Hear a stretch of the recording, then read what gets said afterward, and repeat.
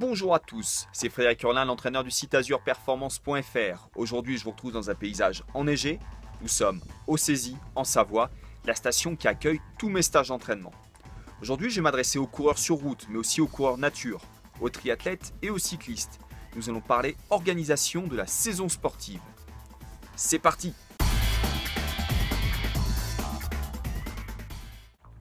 Mon premier conseil, attrapez un calendrier.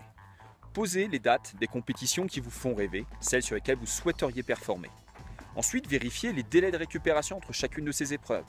Il va de soi qu'une épreuve cycliste se récupère bien plus rapidement qu'un ultra-trail. Ensuite, anticipez les inscriptions sur ces épreuves. Aujourd'hui, les grandes barnums telles que l'étape du Tour, les trails longs, la plupart des trails longs français ou un Ironman se remplissent très rapidement.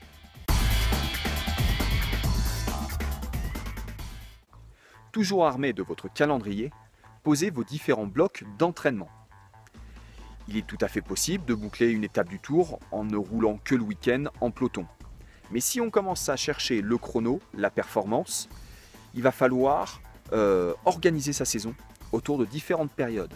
Une période de développement, une période de préparation à la compétition et surtout une période d'affûtage.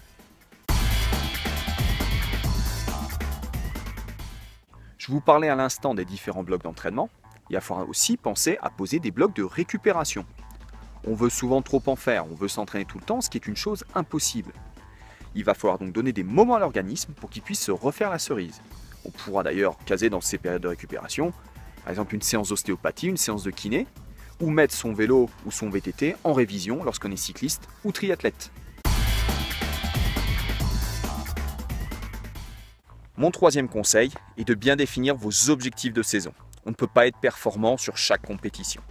Certains dossards ne seront que des prétextes à des séances de rythme. D'autres courses seront vraiment des courses à enjeu sur lesquelles on viendra chercher un chrono ou une place. Dans tous les cas, les courses de début de saison sont un bon moyen pour acquérir du rythme pour le jour J.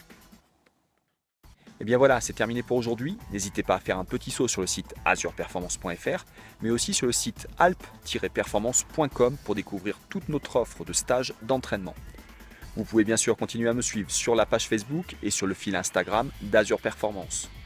Je vous souhaite de très bons entraînements et de très belles courses. À la prochaine!